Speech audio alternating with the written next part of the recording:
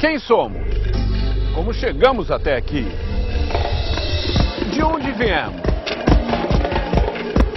Por que somos o que somos? Charles Darwin, que nasceu há 200 anos, era um naturalista discreto que não gostava de discussão. Ele observou a natureza incansavelmente e concluiu: nós não fomos criados de uma só vez por determinação divina. Os seres vivos evoluíram e se diferenciaram aos poucos. Essa conclusão, na época, foi considerada uma heresia. Mas Darwin não parou aí. Também concluiu que homens e animais são parentes. Toda a vida na Terra tem uma história em comum. Somos muito mais conectados do que poderíamos imaginar. Isso foi uma revolução. Hoje a Globo News começa uma série de programas que celebram a vida e a obra deste cientista inglês que desenvolveu teorias tão ameaçadoras para a época. Vamos também tratar das polêmicas e das consequências do pensamento do homem que mudou para sempre a nossa visão de mundo.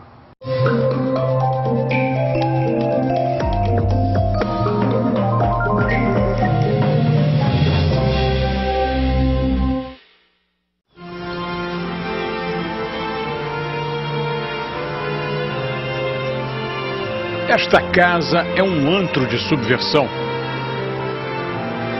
Ou foi 200 anos atrás, quando aqui viveu, pensou, trabalhou e teorizou um cientista britânico chamado Charles Darwin. A casa, na região de Kent, leste de Londres, entrou para o patrimônio histórico inglês. Subversão, sem dúvida, porque foi nesta casa que Darwin organizou suas ideias. Ele subverteu a noção predominante na época, e promovida sobretudo pela Igreja, de que o mundo, a vida, tudo havia surgido de uma vez só. Os homens e os dinossauros, as minhocas e a jabuticaba, tudo tinha surgido de uma só vez, por criação divina. Segundo Darwin, não foi bem assim. As espécies, animais e vegetais, se desenvolveram ou evoluíram a partir das células mais simples. E nos últimos 4 bilhões de anos foram se adaptando às condições em volta. Algumas espécies não aguentaram o tranco e desapareceram. A maioria, na verdade, sumiu. Outras se ajustaram ao clima, ao ambiente e estão se reproduzindo até hoje. Da mais recente orquídea ao antigo tubarão. O ser humano é apenas uma entre as várias espécies neste processo de evolução. Não descende do macaco, como muitos até hoje dizem, quando tentam ridicularizar as ideias de Darwin. O que ele disse foi que homem e macaco têm ascendentes comuns na evolução.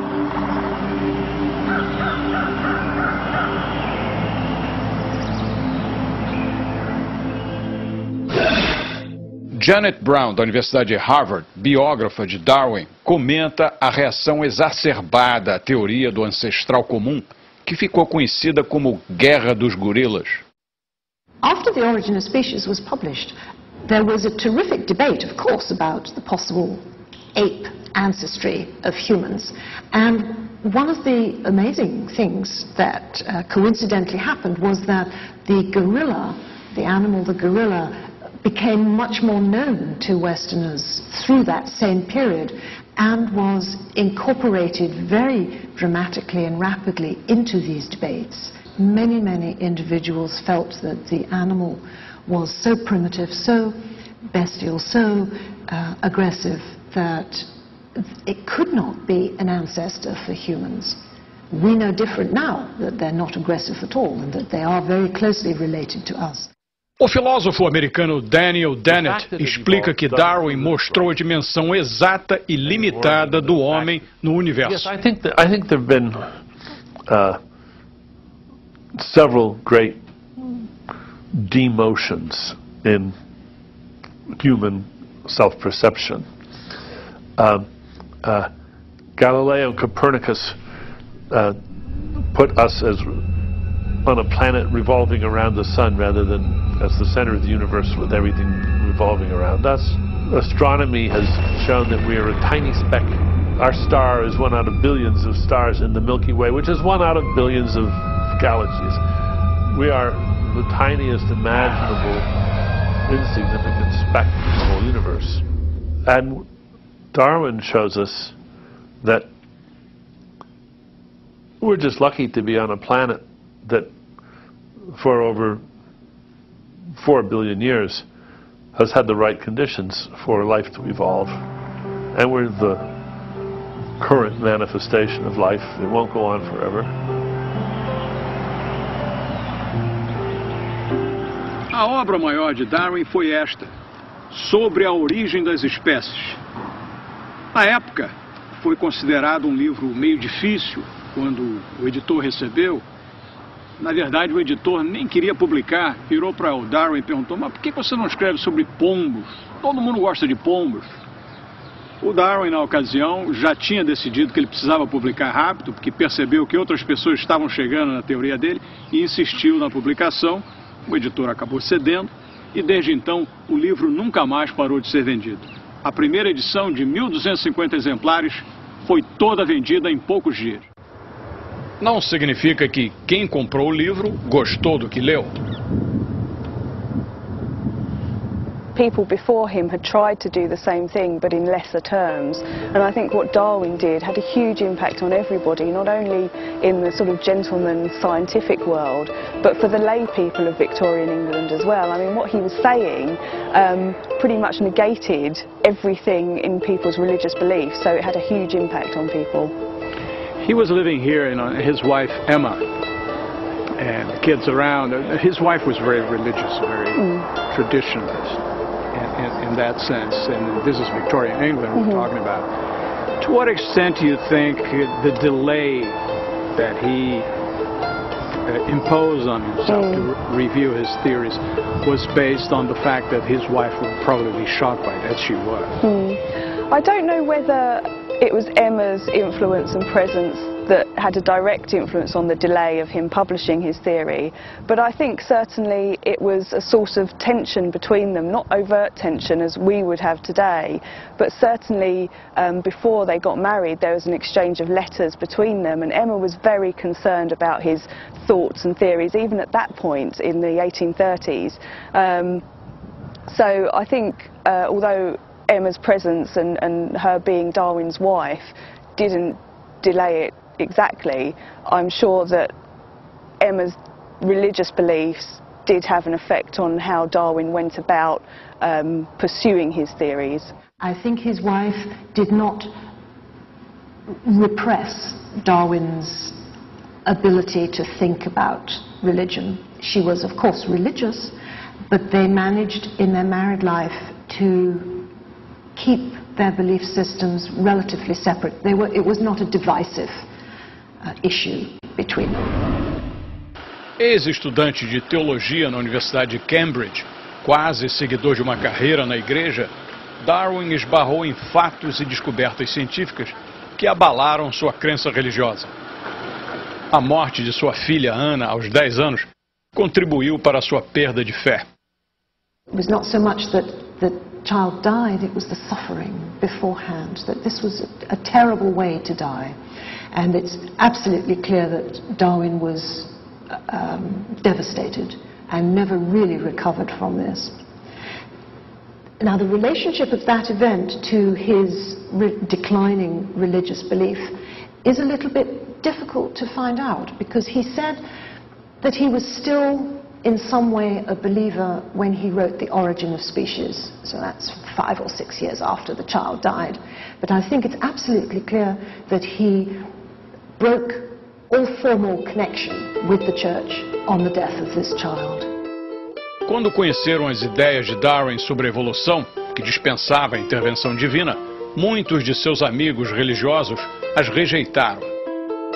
There were some religious figures, some of whom were very dear friends of his, who simply couldn't accept it. They just stood back and recoiled and said, this is atheism, this is terrible. And to a large degree, Darwin had expected some of that response. He was hurt, he was distressed, but he had expected to be criticized. More interesting for Darwin were those theologians who were able to go halfway, who were able to say to him, if you allowed a God to set the evolutionary process into action, then I could easily espouse this view. Seu próprio mentor em Cambridge, John Henslow, professor de botânica que lhe ensinou tanto sobre a natureza, era um homem muito religioso. Cientistas que examinaram com detalhes as pesquisas de Darwin destacam a importância do trabalho minucioso dele durante muitos anos na coleta de dados sobre plantas e animais para poder fazer comparações. This is a tree collected in Bahia in 1832. He was under orders to collect everything, right? So he collected massive quantities of rocks, of animal skins, you know, bird skins, for example, plants, sent them all back to Cambridge in 4 large trunks. And to Henslow. So everything came to Henslow. Henslow then kept the plants for himself, and you can see these are actually, this means Museum of Henslow. This is a single genus called Scalesia, and this one, for example, was named Scalesia after him, after Darwin. So that's Scalesia darwinii. Yeah. And these are first collected by Darwin. And what Darwin did when he went to the Galapagos, because he knew that Henslow was interested in the plants that were unique to oceanic islands, like the Canaries is one area, Cape Verde Islands was another, he collected everything in flower on the Galapagos. So he made a special study of the Galapagos. And it was seeing this range of material, which is all one genus, and you can see how different it is. And they come from different islands too, you see. James Island. Unfortunately, we, in our arrogance, renamed all the islands of the Galapagos. British names. This is Santa, yeah. And they're all named for admirals in the British Navy. Galapagos was an eureka moment for him. No, I don't think he had a eureka moment. What he would be... Darwin wasn't that kind of person. Darwin was a meticulous collector of everything. And what he was thinking about when he saw this was the patterns of variation he was seeing. What Darwin gradually realized was, well, maybe these things are not varieties, maybe they are incipient species, new species emerging. The Darwinian view of the world is to look at it this way, in which it's branching up into the classic tree way, in which, you know, from the ground as a single thing growing and the branches growing upward. Este material daria sustentação sólida às suas conclusões de que a natureza é uma guerra entre espécies, vegetais ou animais, e que as mais fortes e mais adaptáveis são as que sobrevivem. Quando as espécies se reproduzem, fazem cópias de si próprias, nem sempre idênticas, pois ocorrem mutações ou desvios que criam variedade. Darwin chamou isso de seleção natural. Chegar às conclusões de Darwin em meados do século XIX, com conhecimento limitado sobre o assunto na época, foi nada menos do que revolucionário. Darwin só decidiu publicar sua teoria depois de receber uma carta enviada da Ásia por um naturalista compatriota. Alfred Russel Wallace colheu 100.000 variedades de animais e plantas em viagem por várias partes do mundo, inclusive a Amazônia brasileira, e extraiu de seus estudos uma teoria que se identificava com o que Darwin havia concluído. E as ideias de Wallace? Darwin teria plagiado? He didn't take anything from Wallace. Nothing at all. Wallace did nothing except arrive at the same conclusion. Darwin had already written it all down. Then, by the time he came to publish The Origin, it was based on 17 years of accumulated wisdom. O próprio Wallace jamais questionou a primazia de Darwin. Darwin era um dos 6 filhos de um médico rico. O pai se convenceu de que a medicina não estava no futuro de Darwin e o encaminhou para Cambridge a fim de estudar teologia. Darwin acabou trocando a igreja pela natureza. O futuro do naturalista começou a ser traçado quando Darwin recebeu uma carta de seu professor Charles Hensland, comunicando que tinha indicado seu nome como acompanhante em uma viagem para muito além das praias inglesas. Um capitão britânico de nome Robert Fitzroy tinha uma viagem planejada pelo mundo, saindo daqui do sul da Inglaterra. Durante vários anos ele iria percorrer vários países e recolher amostras de plantas, de animais, fósseis, rochas. O excêntrico Fitzroy, que tinha 23 anos, contratou então Charles Darwin, que tinha 22. Depois ele diria que contratou Darwin porque gostou da forma do nariz dele. De qualquer maneira, os dois que estavam a serviço da grande potência científica da época, a Inglaterra ou o Reino Unido, partiram em viagem a 27 de dezembro de 1831, a bordo do navio que iria se tornar famoso, o Beagle.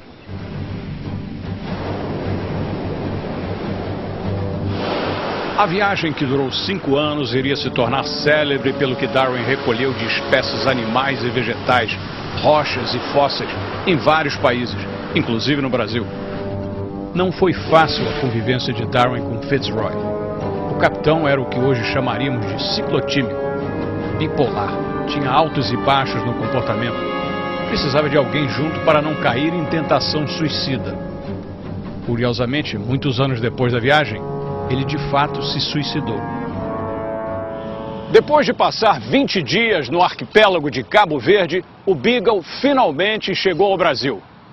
Antes de atracar aqui no Rio de Janeiro, ele passou por Fernando de Noronha e pela Bahia. E na Bahia, Darwin teve contato pela primeira vez com a floresta tropical. Ele entrou na floresta e depois escreveria em seu diário: "A floresta, nem sei para onde olhar."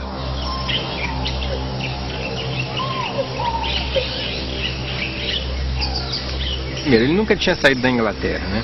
E é a primeira vez que ele vem aos trópicos. Ele já tinha lido a obra do Humboldt, estava relendo de novo também. E ele fica completamente abismado com o que ele vê. Ele para ele escutar a chuva. Ele nunca viu nada igual. As cores são completamente diferentes. As epífitas, as plantas que mais chamam a atenção na passagem dele aqui também no Rio, né? Já que bromélias são plantas só do continente americano, né? Então ele fica verdadeiramente admirado com tudo que ele vê aqui. Essas aqui são algumas das árvores que o Darwin possa ter visto naquela ocasião, quando ele relata o que ele viu aqui. Era um jardim botânico muito jovem ainda, então a ideia era um jardim de aclimatação de plantas, e essa aqui, por exemplo, é o cravo da Índia, né, que era muito utilizado na época que não tinha geladeira, né, para se temperar tudo, com sal, pimenta, cravo, tudo temperava-se. Tem fruta-pão. Ele ficou admirado também com a sombra da mangueira. Ele diz lá no relato dele que ele não imaginava que uma árvore pudesse ter uma sombra tão escura como é uma sombra de uma mangueira, né, que ela fecha, as folhas fecham completamente a passagem de luz. Se tem uma mangueira muito bem formada, a sombra realmente dela é muito escura. Ele também, como todo naturalista, prestava muita atenção nas relações humanas, nas relações do país com os seus habitantes. E ele falava que a escravidão era a pior coisa que tinha no Brasil. E ele reclamava dos portugueses, inclusive até fisicamente mesmo, dizendo que os negros tinham um porte mais elegante, eram de uma inteligência maior, né, até, e ele tinha muita preocupação com isso. Ele era de uma família muito liberal, né. Fica, inclusive, ele viu em alguns momentos coisas de até um pouco de tortura.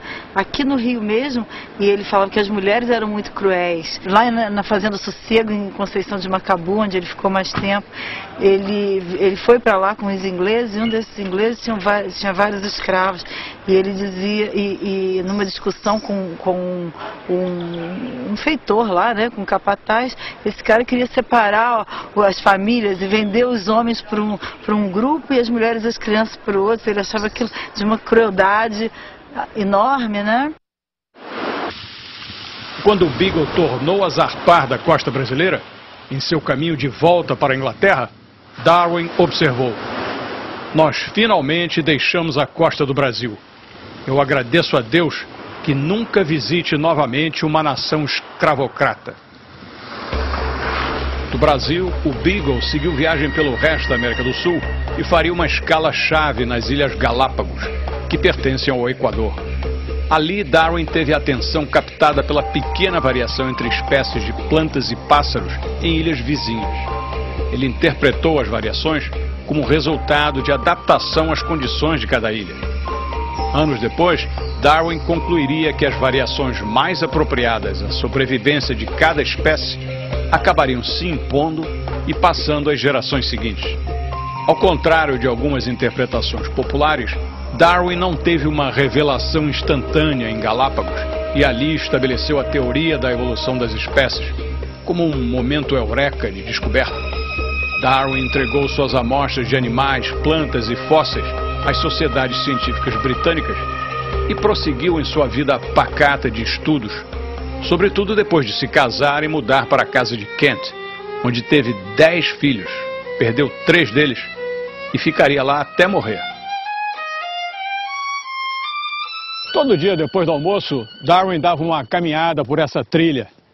Era a hora que ele se dedicava a pensar sobre o que estava estudando, trabalhando, pesquisando. Passava por aqui, respirava um ar puro, dava uma olhada nas plantas e de vez em quando ele parava ali na estufa para examinar suas experiências em botânica.